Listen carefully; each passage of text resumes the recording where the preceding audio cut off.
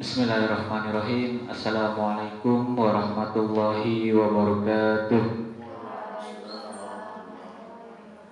Alhamdulillahirabbil alamin wa bihi nasta'in ala umuri dunya waddin. Wassalatu wassalamu ala asrofil anbiya'i wal mursalin wa ala alihi wa sahbihi ajma'in. Amma ba'du.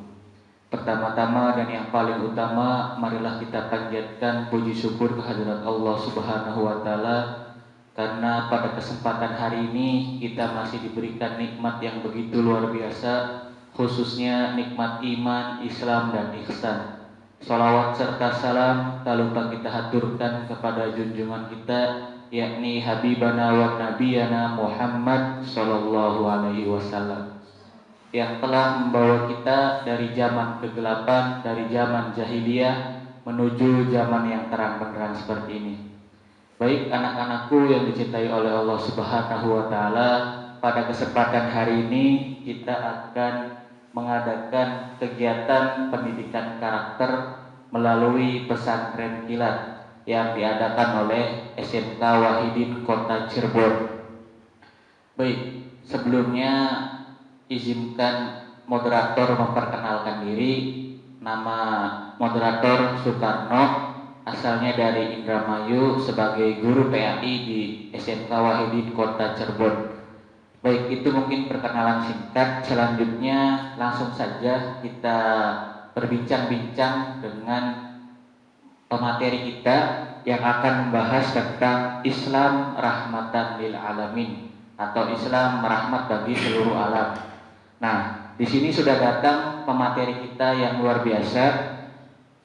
Pematerinya bernama Al-Ustadz Ahmad Bana, lahir di Cirebon tanggal 17 Februari 1981. Aktivitas beliau sekarang mengajar di Pondok Pesantren Darul Fikr dan MTS Bina Cendekia Mertapada, dan beliau juga sebagai ketua GP Ansor di Kota Cirebon. Mungkin itu perkenalan singkat dari pemateri. Langsung saja, tidak berpanjang lebar, kita langsung serahkan pemateri untuk menyampaikan materinya tentang apa sih itu Islam rahmatan lil alamin. Baik, waktu dan persempat kami disilahkan. Assalamualaikum warahmatullahi wabarakatuh. Bismillah, alhamdulillah, wassalatu wassalamu ala rasulillah wa ala alihi wa sahbihi wa mawala, la hawla wa la quwwata illa billah. Amma ba'd. Terima kasih kepada saudara moderator, anak-anak sekalian, siswa-siswi SMK Wahidin Kota Cirebon. Pada kesempatan pagi menjelang siang ini, alhamdulillah saya bersyukur kepada Allah Subhanahu wa taala yang telah melimpahkan rahmatnya kepada kita sekalian sehingga kita bisa bersilaturahmi. Baik, anak-anak sekalian, saya akan sedikit mempersingkat karena waktunya tidak terlalu panjang. Konsep tentang Islam yang rahmatan lil alamin. Kalau Islam dari segi bahasa itu sebetulnya artinya adalah damai, artinya selamat gitu. Jadi otomatis ketika berbicara tentang Islam maka berbicara tentang damai. Artinya Islam ketika lahir itu memang dalam rangka untuk mendamaikan, dalam rangka untuk kedamaian bagi alam semesta ini. Kita tahu di dalam sejarah bahwa Islam lahir yang membawa adalah Nabiullah Muhammad SAW. Dari pertama kali muncul dan sampai dengan sekarang itu gejolaknya itu memang luar biasa. Ketika zamannya Kanjeng Nabi itu ya dari kaum kafir Quraisy sudah pasti, dari kalangan munafikun juga iya. Dan ini menjadi cikal bakal sebetulnya kalau kita mau berpikir, cikal bakal lahirnya kemudian berbagai macam aliran-aliran yang ada di dalam Islam. Tidak bisa dikatakan begitu, karena Islam ini kan berbagai macam corak ya.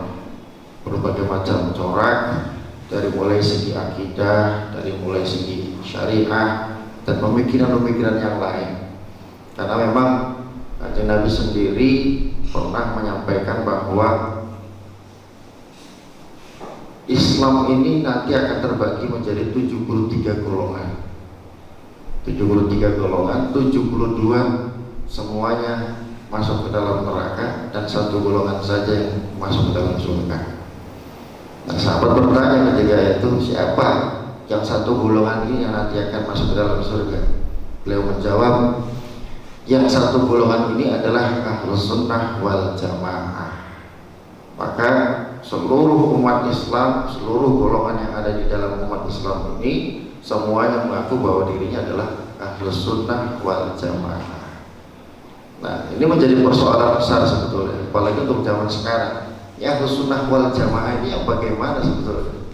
Yang nanti dikatakan bahwa wa ma arsalnaka illa rahmatan lil alamin, begitu. Nabi diutus oleh Allah Subhanahu wa taala sebagai rahmat bagi alam semesta, bagi seluruh manusia, kan begitu. Ini kan ada kaitannya. Nah, artinya Nabi walaupun sudah sekarang tidak ada, artinya rahmat itu harus selalu muncul, harus selalu ada sampai kiamat mungkin itu. Nah, ini artinya kita harus jeli, orang-orang zaman sekarang khususnya harus jeli menentukan, mengambil sikap mana seharusnya Ahlus Sunnah wal Jamaah yang kita ikuti, sehingga betul-betul menjadi rahmat lil alamin.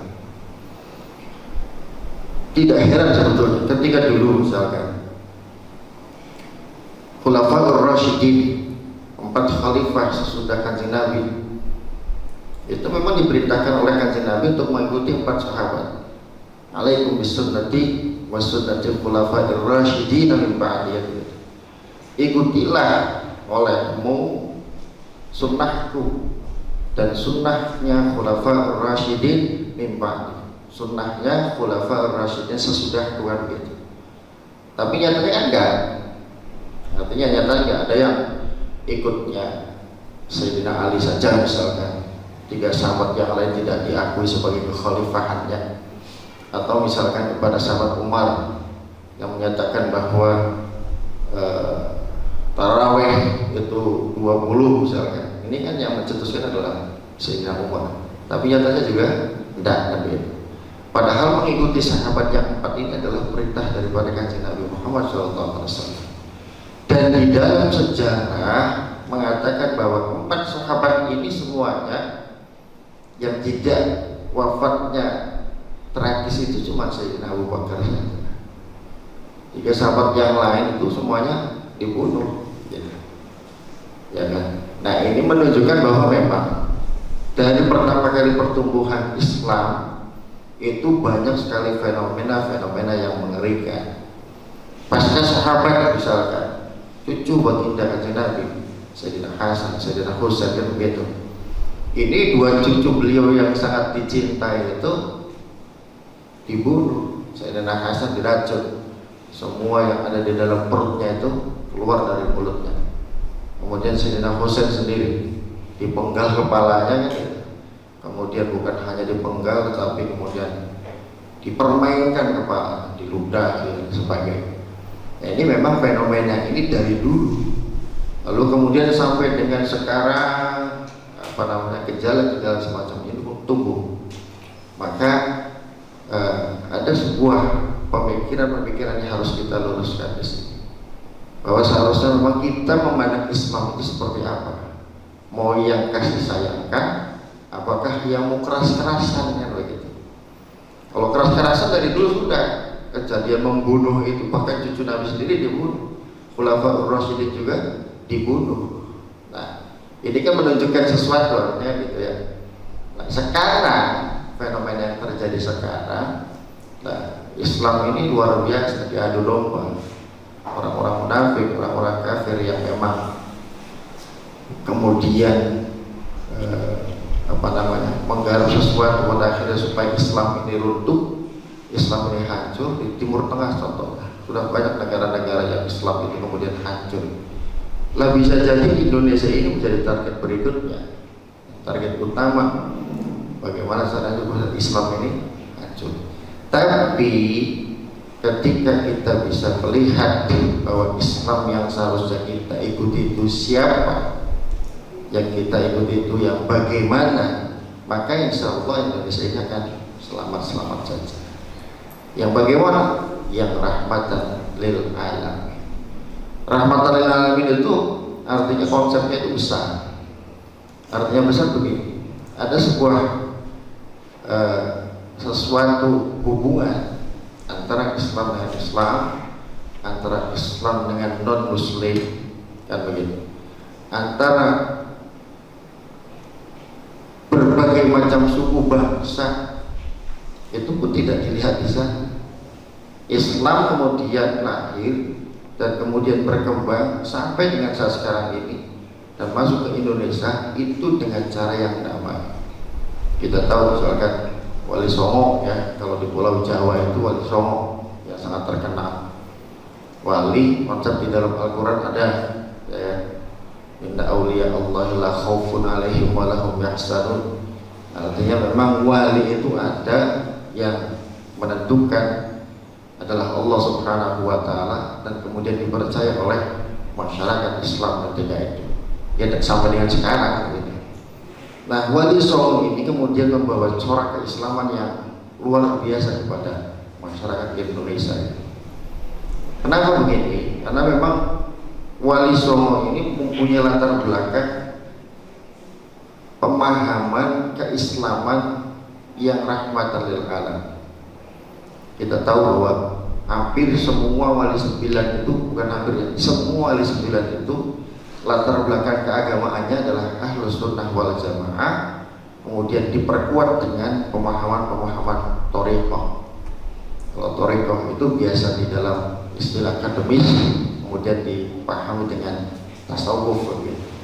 Nah, tasawuf itu adalah inti daripada pemahaman keislaman, sehingga seseorang bisa bersikap halus, bersikap lembut, membersihkan hati, tidak pernah hasut, tidak pernah sombong, tidak pernah mencaci, memaki, dan lain sebagainya.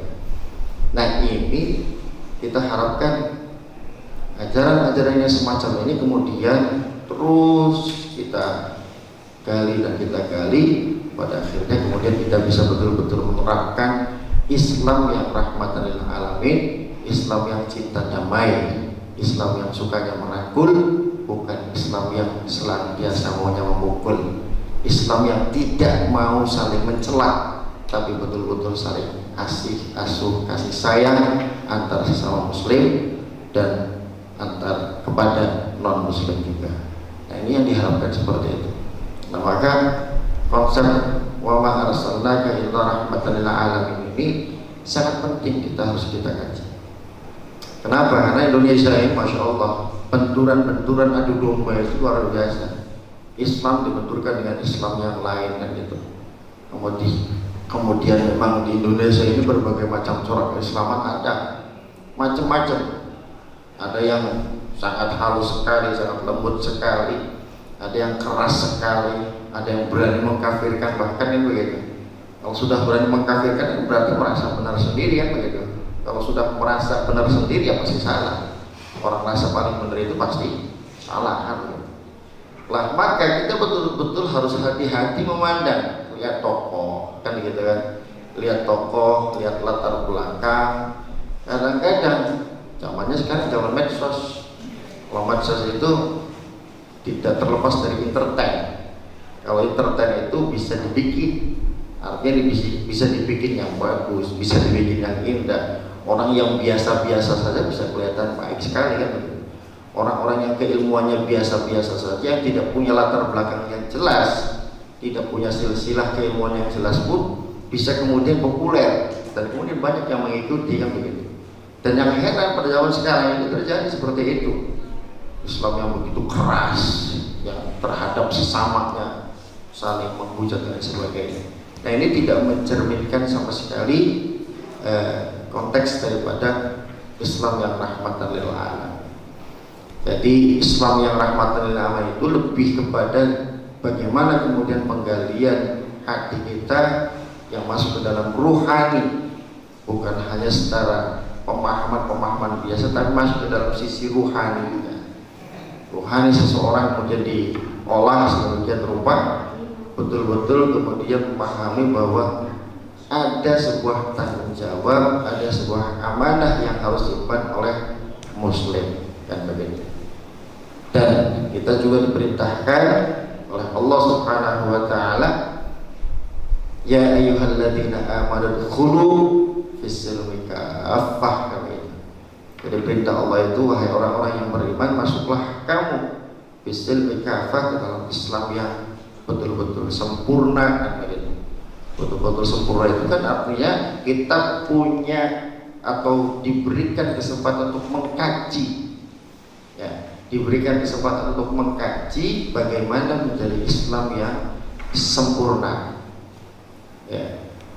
Nanti kelanjutan ayatnya ini bukan hanya perintah kita itu untuk mengikuti atau masuk ke dalam Islam yang sempurna saja, tetapi setelah itu wala tattabi'u khutuwati syaitan, ya, innahu lakum aduwwum mubin. Janganlah kamu mengikuti langkah-langkah setan. Berarti di sini menggambarkan bahwa ketika kita menuju kepada Islam yang sempurna, ya, di situ juga ada sebuah kelindan daripada siasat-siasat setan yang sehingga menunjukkan manusia agar tidak sempurna keislamannya, kan begitu. Ya, memang tugas setan itu diperintah oleh Allah, bukan diperintah. Keinginan setan itu adalah ya dia menyesatkan manusia, kan begitu. Jadi ketika ada manusia yang ingin agamanya sempurna, agamanya lurus, pasti dia akan berhadapan dengan setan, dan begitu. Nah, ketika ini menjadi persoalan yang tidak diketahui, kadang-kadang setan itu berkelindan luar biasa. Luar biasa, membisikkannya itu bukan hanya dengan sesuatu bisikan biasa. Setan itu ada banyak, ya, ada 9 anaknya iblis, itu ada 9. Di antaranya adalah Abjad. Abjad itu punya tugas untuk menyesatkan para wali, para ulama. Setannya juga namanya Abjad. Abjad itu sangat putih. Nah, setan yang semacam ini itu setan yang bisa dalil, mungkin bisa hafal Al-Quran. Jadi bacaan Al-Quran gak apa-apa, biasa. Bisa hadis. Nah ini Abjad namanya. Lah, artinya karena semacam ini kita harus betul-betul memandang keislaman ini harus dengan hati yang bersih. Memandang sesuatu betul-betul harus dengan, bukan hanya pandangan mata biasa. Carilah di hati kita, mana sih yang harus kita ikuti, kan begitu. Oh, nabinya saja mengatakan 72 masuk neraka, semua yang satu masuk surga. Ini kan berarti ada kajian yang harus kita lakukan. Lah kemudian di dalam keterangan yang lain, kajian Nabi menyatakan bahwa ikutilah yang terbanyak. Ikutilah yang terbanyak. Karena memang terbanyak di Indonesia, terbanyak di dunia itu adalah Ahlus Sunnah wal Jamaah. Terbanyak Ahlus Sunnah wal Jamaah. Kenapa? Karena di dalam mayoritas itu jauh daripada kesesatan. Logikanya begitu. Nah, kalau yang sempalan sedikit, aliran-aliran keyakinan apalagi, kan begitu. Nah, ini sudah otomatis, kan begitu. Lah, dan yang penting lagi yang kita ikuti adalah orang-orang yang keilmuannya tersambung dengan Rasulullah SAW. Lah, kita ini di Indonesia alhamdulillah punya nikmat yang luar biasa. Kita zaman sekarang ini hadir di muka bumi gak pusing-pusing. Kita gak hidup ketika zamannya misalkan Sayyidina Husain, enggak. Tapi kita zaman sekarang yang kemudian menemukan banyak sekali pesantren yang sudah beres, yang ilmuannya sudah betul-betul luar biasa. Nah, ini marilah kita ikuti. Ini mungkin sebagai pengantar dari saya. Barangkali nanti ada dialog, saya persilakan. Terima kasih kepada Al-Ustaz Ahmad Bana yang telah menyampaikan konsep dari Islam rahmatan lil alamin. sebagai pengantar tadi dijelaskan bahwa Islam itu mengajarkan kedamaian, dan juga kita harus pahami bahwa Islam ini diturunkan oleh Allah Subhanahu wa taala untuk menjadi rahmat bagi semua alam gitu ya. Nah, mungkin jika ada yang ingin ditanyakan dari siswa-siswa dari SMK Wahidin, boleh mangga. Oke, mangga. Perkenalkan nama dan pertanyaannya apa gitu ya.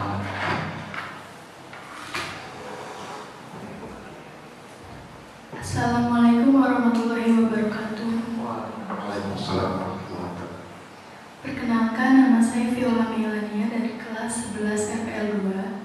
Di sini saya ingin bertanya, apa sajakah sikap seorang muslim atau siswa yang termasuk ke dalam rahmatan lil alamin? Terima kasih. Selanjutnya mangga yang kedua ditampung dulu aja pertanyaannya.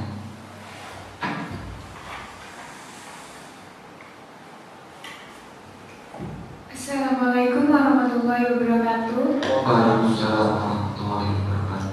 Perkenalkan, nama saya Rizky Suci Ramadhani dari kelas 10 OTKP 1.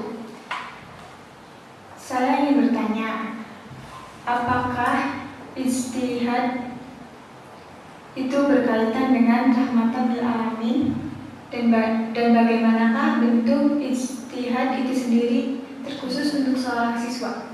Terima kasih. Jihad, bentuk jihad. Mangga terakhir dari Saka. Assalamualaikum warahmatullahi wabarakatuh. Waalaikumsalam warahmatullahi wabarakatuh. Perkenalkan, nama saya Rizka Sofiana dari 10 TKP 2. Saya ingin bertanya, dalam Islam terdapat perbedaan-perbedaan. Bagaimana cara menyikapi perbedaan-perbedaan tersebut sesuai dengan makna rahmatan lil alamin? Terima kasih. Terima kasih pada siswa-siswi yang sudah bertanya berkenaan dengan Islam sebagai rahmatan lil alamin. Mungkin pertanyaan yang pertama bisa diulang dari Viola gitu ya, bahwasanya apa saja sikap kita sebagai seorang muslim yang bisa kita lihat dari perspektif Islam sebagai rahmatan lil alamin. Yang kedua, apakah jihad itu berkaitan dengan rahmatan lil alamin, dan bagaimana bentuk jihad itu sendiri terkhusus bagi kita seorang pelajar. Dan yang ketiga, dalam Islam terdapat perbedaan-perbedaan. Bagaimanakah cara menyikapi perbedaan-perbedaan tersebut yang sesuai dengan makna dari rahmatan lil alamin? Itu mungkin mangga bisa dijawab. Bismillahirrahmanirrahim. 3 pertanyaan ya. Yang pertama tadi tentang apa tadi? Sikap sebagai seorang murid ya, siswa. Bagaimana sih sebetulnya konsep rahmatan lil alamin ini diterapkan dalam kehidupan sehari-hari? Kalau rahmat itu kan artinya kasih sayang. Ya, artinya kasih sayang. Tentunya berarti begini, ada sesuatu yang harus kita benahi.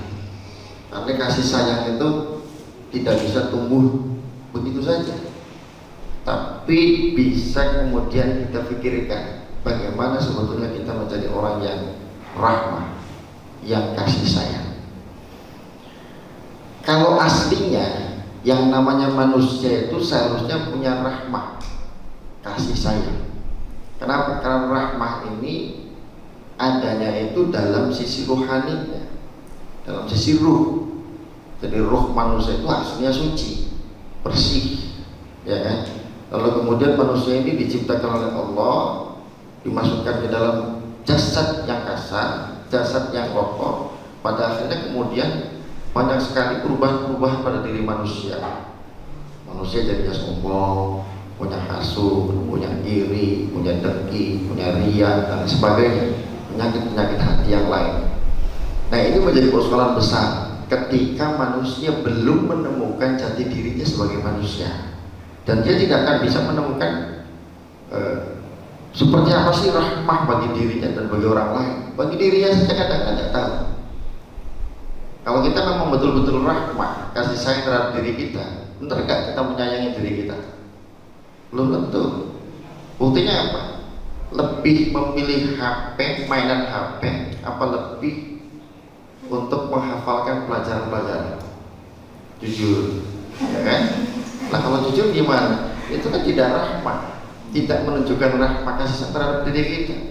Kalau kita rahmah kasih sayang terhadap diri kita, sesuatu yang lebih manfaat itu lalu kemudian kita lebih pilih ketimbang yang lain, ya kan begitu. Atau paling tidak ya mainan nggak apa-apa lah, tapi ya sekali-kali saja, bukan berkali-kali. Kalau berkali-kali namanya kecanduan, kan begitu. Nah, ini contoh kecil, rahmahnya seperti itu, yang kecil-kecil saja, tapi ini akan menemukan sebuah kenyataan yang luar biasa pada diri kita. Kasih sayang diri kita dulu lah. Insya Allah ketika kita bisa mengasihi sayangi diri kita dan kita menunjukkan bahwa kita lebih memilih memprioritaskan sesuatu yang seharusnya kita lakukan dalam diri kita, insya Allah nanti suatu saat akan terpikir pula orang-orang yang ada di sekitar kita. Siapa orang-orang di sekitar kita? Kita punya kakak, kita punya adik, kita punya teman-teman kita punya orang tua kita, guru-guru kita, kan begitu. Nah, kalau misalkan mau berkata jujur, bisa siswa-siswi yang ada di SMK Wahidin ini, Anda lebih nyaman dengan teman Anda atau lebih nyaman dengan kakak atau adik Anda? Dengan teman, ya kan? Nyamannya dengan teman, padahal nggak ada urusan darah. Bapak kalau ibunya beda, bapak ibunya beda-beda sendiri kan. Tapi kenapa dengan kakak nggak bisa aku, dengan adik nggak bisa aku, sama orang tua misalkan tiap hari ribut aja, kan begitu? Rahmatnya di mana? Rahmat itu betul-betul menciptakan sebuah kebahagiaan yang begitu luar biasa. Kita berpikir betul-betul merevolusi yang ada di dalam diri kita. Bagaimana caranya supaya kita mendapatkan kebahagiaan itu? Gampang padahal. Kalau menurut orang merasa ketika kita melakukan sesuatu kemudian beliau mendapatkan kebahagiaan, berarti ada rahmat di sana. Kalau kita melakukan sesuatu untuk seseorang lalu kemudian orang itu bahagia, kalau bahagia itu artinya tidak ada ketersinggungan, ya kan? Tidak ada sesuatu yang negatif, berarti kita telah melakukan rahmat bagi orang-orang yang ada di sekitar kita. Nah, ini adalah sebuah contoh-contoh yang menunjukkan rahmat bagi orang-orang yang ada di sekitar kita. Belum kepada yang lainnya, belum. Kita ada ada binatang-binatang yang ada di sekitar kita, ada kucing, ada ayam, itu juga rahmat, juga harus punya tanaman.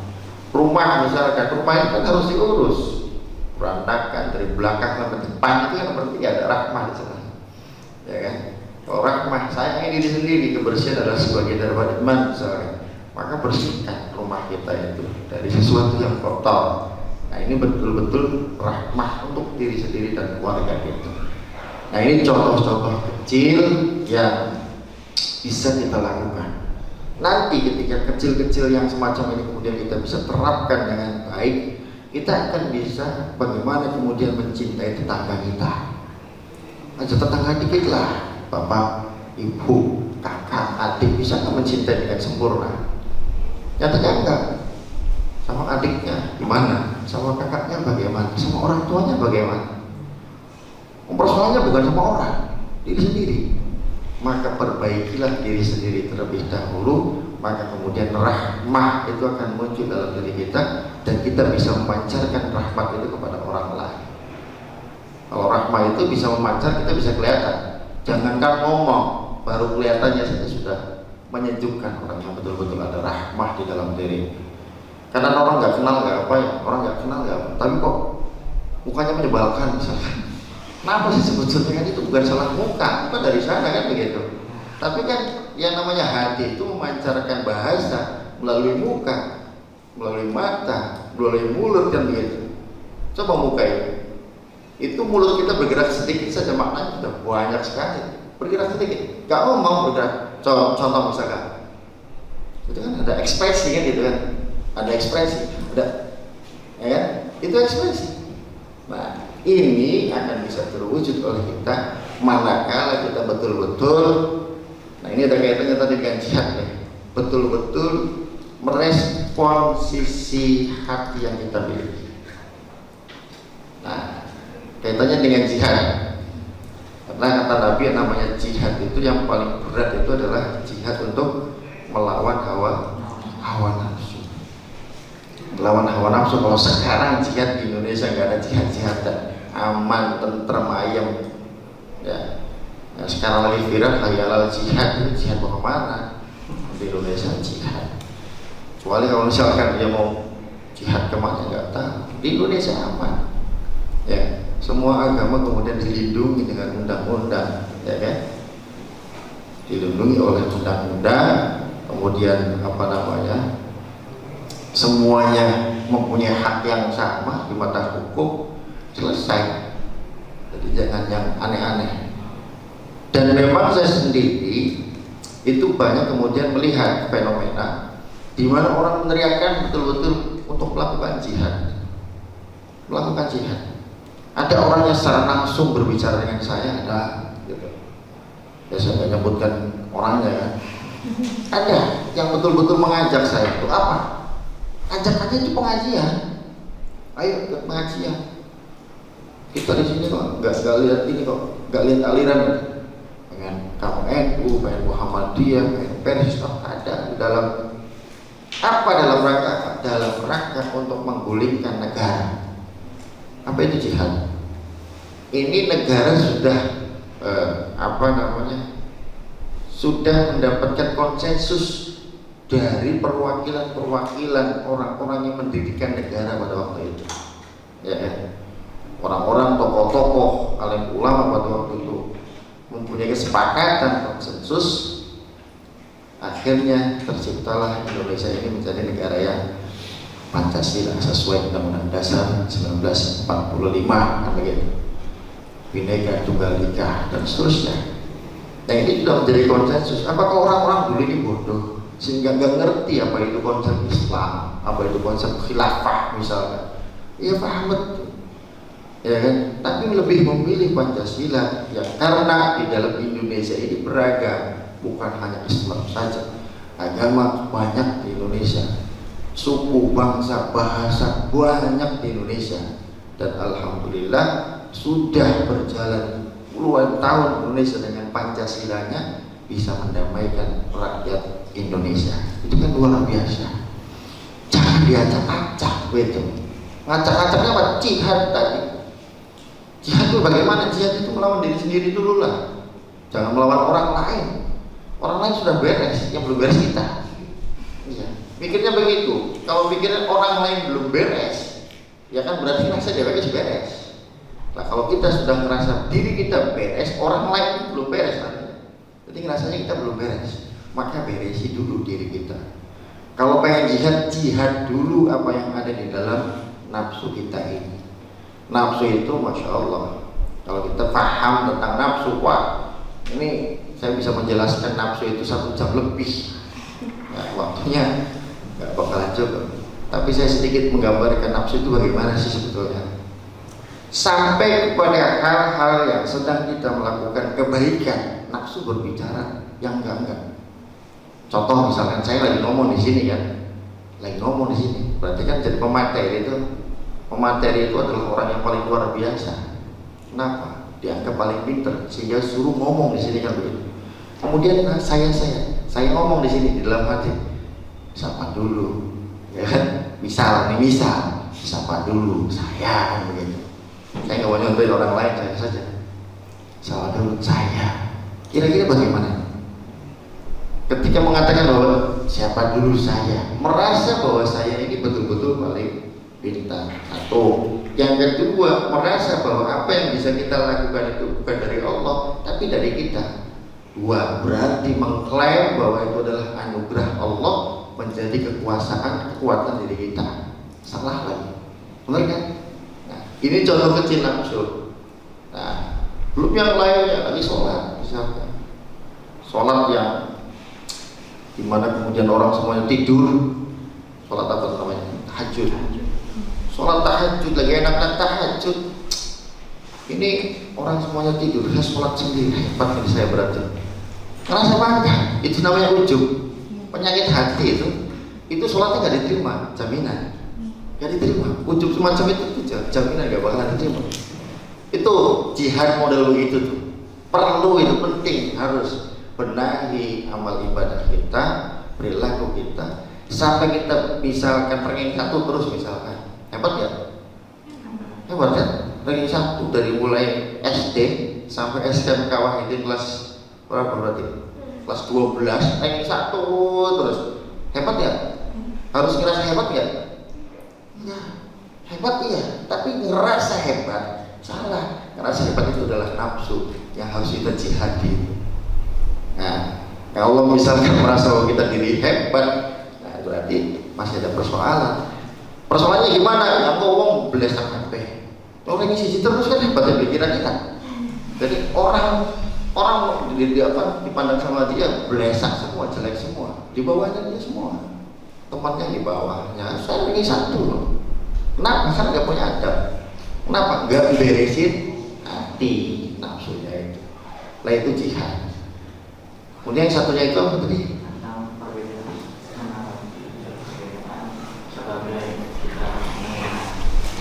Perbedaan Islam ya, corak-corak keislaman. Islam memang banyak ya, banyak. Lah kita ini satu harus bisa menentukan kita akan ikut siapa. Kita harus tentukan kita mau ikut ke siapa, orangnya ke siapa. Karena ini akan menentukan bagaimana kemudian kita melangkah. Ya. Bagaimana kita akan melangkah. Dan ini adalah tanggung jawab diri kita di dunia dan di akhirat. Nah, kenapa? Karena kanjeng Nabi itu mengatakan alaikum bil jamaah, ikutilah jamaah, organisasi, ikutilah perkumpulan, ikutilah sebuah komunitas yang betul-betul dirahmati oleh Allah Subhanahu wa taala, yang betul-betul diberikan hidayah oleh Allah Subhanahu wa taala. Ya bagaimana kan? Ini persoalan besar sekarang gitu. Nah, gampangnya begini.